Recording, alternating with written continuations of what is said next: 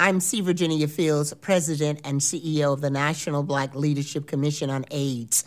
And the National Black Leadership Commission on AIDS is the oldest and largest organization of its kind in the United States that focuses on mobilizing, educating, and empowering local leaders to fight HIV/AIDS in their communities. I'm excited about this video because this video will be an important tool for helping to get the message in communities where we simply don't have the ability to always be. It tells the stories of women who are infected, those who are working in the field, some of our experts, and I think it just provides a variety of information that will help us in our fight.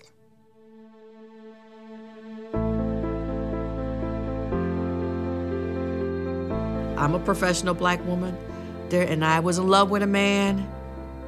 I did the whole thing I was supposed to do. I was in a relationship for 5 years, and he got pneumonia. And in my heart, I felt like it wasn't just a regular cold. So your test results came back, Ms. Gamble, and your test is positive. And I was like, okay, so I guess I'm going to get a shot, and we're going to get past this, right? Not within my wildest dreams did I ever think that I would be HIV positive. That just was not part of my plan. Why are you talking to us about this? This isn't our disease. It could be, and it might be, and it is all of our disease. We should all be concerned about HIV. Many women, one Many women, one voice. Many women, one voice. Many women, one voice.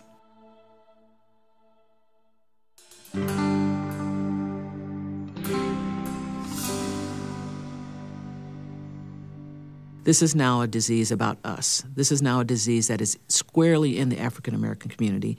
It is a disease for which the disparities in numbers are just striking, and they're unacceptable. How can we be, as a community, 12 to 14% of the U.S. population and be 45 to 60% of the new infections? We thought this epidemic really was about men. And at one point it was about white men, and at one point it was about white homosexual men. Then it became about drug users. Then it became about prostitutes. Then it became about people getting blood transfusions. But it was never about women, and it was never about African American women.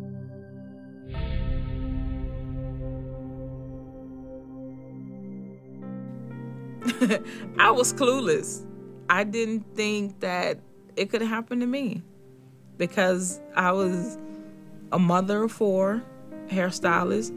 Oh, I had it sealed in the city of Atlanta. It was considered a gay white male disease, and I did not see myself at risk because I was not an IV drug user, and I didn't consider myself as having risky behavior. Law school afforded me the opportunity to be able to decide where I was going to live, how I was going to make my living, and so that never entered my mind that I would have a health concern. I wasn't being told to not to use a syringe or not to use condoms. That wasn't on billboards nowhere. I didn't get tested because I thought I was at risk. I got tested because I was pregnant and it was offered. And it was just like rolled into the other routine tests, you know, and it was like somewhere in there they said, do you want to take an HIV test? Do you want to take, and I was like, yeah, sure. You know, thinking, I'm okay. But I wasn't.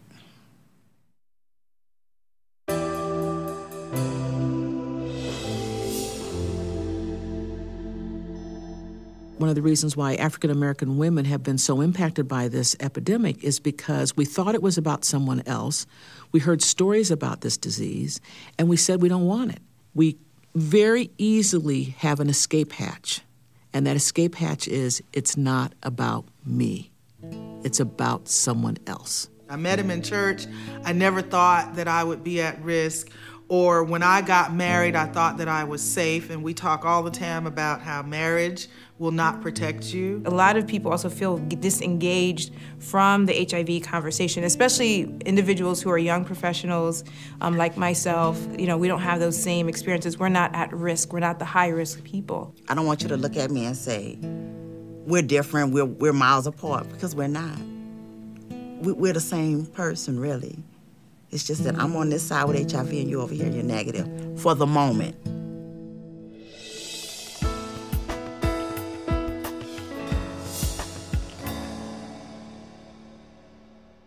It's a virus. It's not you're a bad person. It's a virus. It's not that you, did this bad behavior. It's a virus. It is a communicable infectious disease. And you can get it one of 4 ways, and you can prevent transmission. And the number one thing to do is for you to know your status and for you to be safe and aware.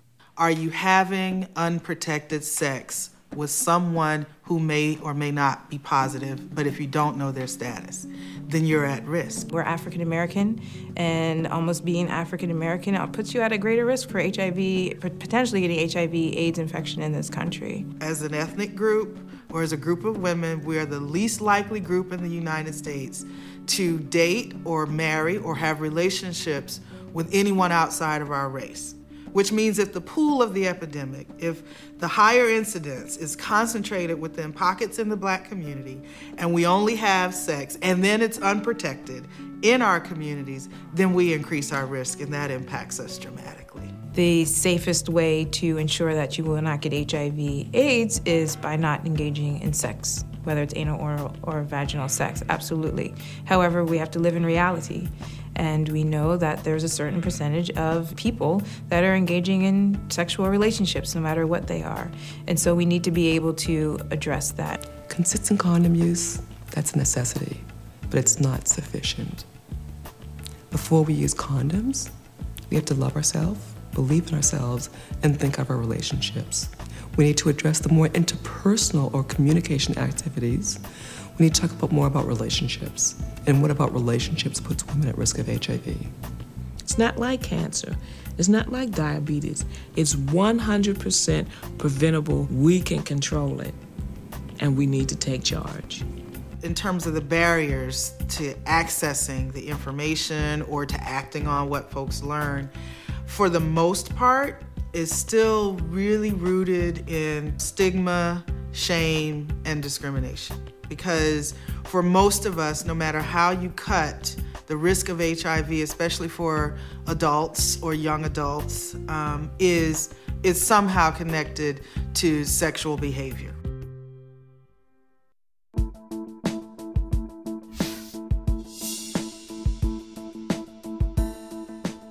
It may be issues of just not knowing what to say, or just feeling very uncomfortable saying it.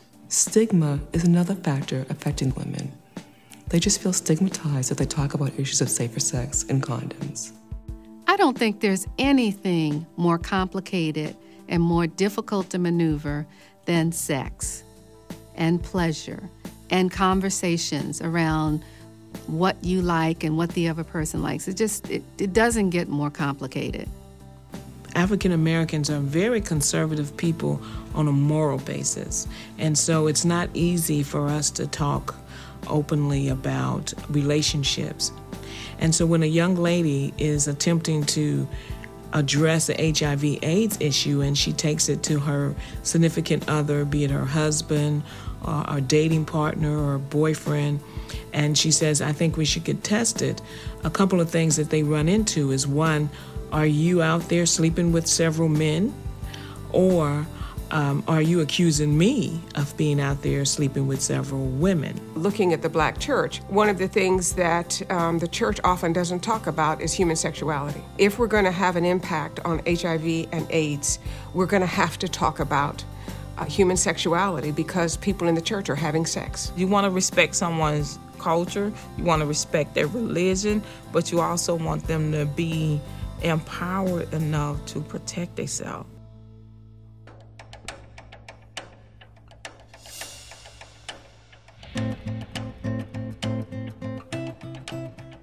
African American women should know their status.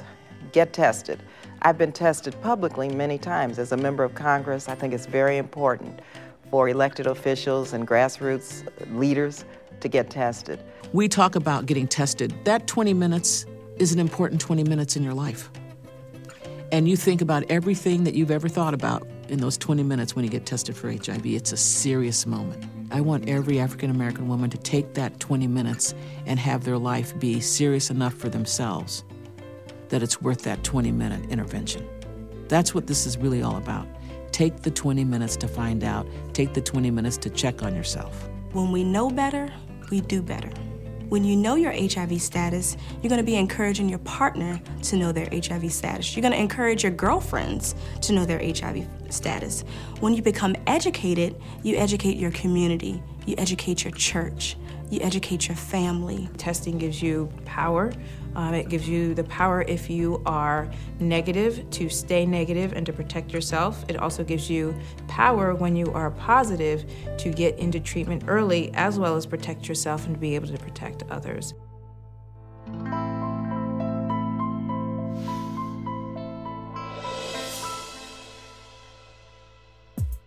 HIV is the virus that causes the infection.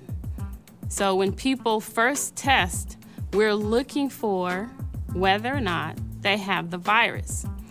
If the virus goes untreated in the body, it destroys the immune system, and then the person develops AIDS. So getting tested early and starting on medicines when indicated is more likely to prolong someone's life. I have so many patients who come in and say, I feel great, I feel fine, I don't care what my numbers say, I don't want to go on medication because I feel fine. Why should I go on medication? I hear that all the time. But then you have to explain to people about the biology of the infection. And when you take the time to explain to them that once this virus gets into your system, it has a singular mission, which is to go in and destroy your immune system. And once that is done, it's just a matter of time. It's not a matter of if you're going to get some other infection that might kill you. It's when you'll get to that point. Having AIDS doesn't mean you're going to die. It meant that in 1981 because we didn't know what it was. But now we have treatment, we have support for people with HIV. The medications are much more tolerable, there are fewer side effects. And most of the regimens that we treat people with now, you only have to take the medicines once or twice a day. I am a very strict person in taking my meds every day, and that's why I'm here today, because I keep my appointments and I take care of myself. I walk, I think positive, okay? I pray, I laugh, I live. So the important things is health all over. So it's not just a virus. HIV is just one part of this pie. We still have to take care of all the other pieces. You are a total package.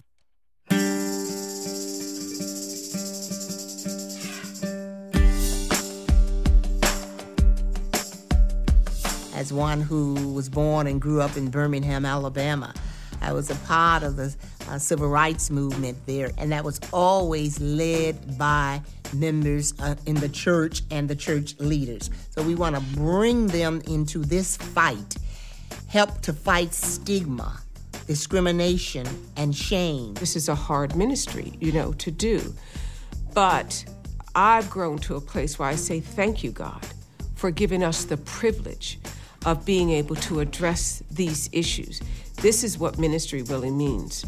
This is what being prophetic really means. With any movement that has happened in the past, whether it's been the civil rights movement, the women's movement, labor movement, it all comes from the people that are experiencing the injustice. I think another place that we're going to be able to turn the tide is when we have even greater and more meaningful involvement of people living with HIV in every level and every sector of this epidemic. So it's important as a positive woman that I set a positive example, that I become a role model.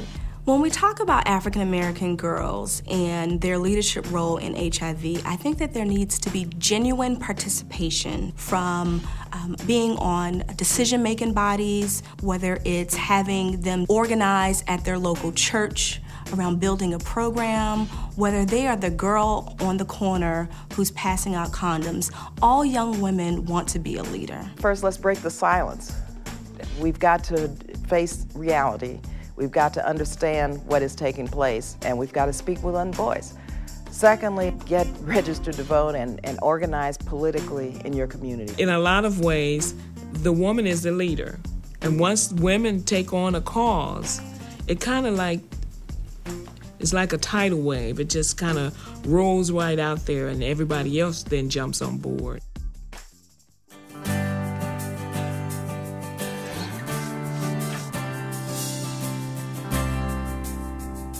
We've been hit hard by a whole lot of stuff for all of our lives, and our parents' lives, and our grandparents' lives. And this is another hard thing that's hit our community.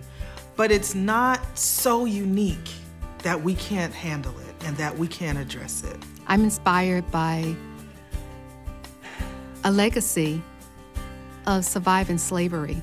I'm inspired by stories of Harriet Tubman, who makes a decision that she's going to leave the South and she's going to take folks with her, and there's no turning back.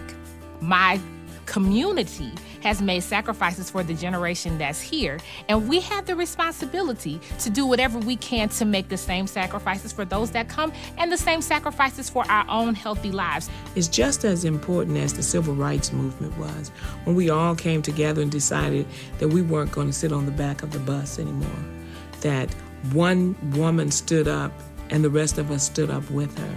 So I'm hoping that African American women will make that same move, that we will all stand up in unison and say that we're not going to take it anymore, and we're going to eliminate this disease. It is going to take that sense of, I am looking this disease boldly, squarely in the eye and saying, I will not let you have decades more of women. At the end of the day, we are here to be each other's guide. I have a life experience that I can share. You have a life experience that you can share with me. If we blend all those experiences, it becomes one voice. Take care of yourself. You're beautiful. You're a beautiful Black woman, and God wants you here, and you have a lot to give. HIV is not going to beat me. It stops here.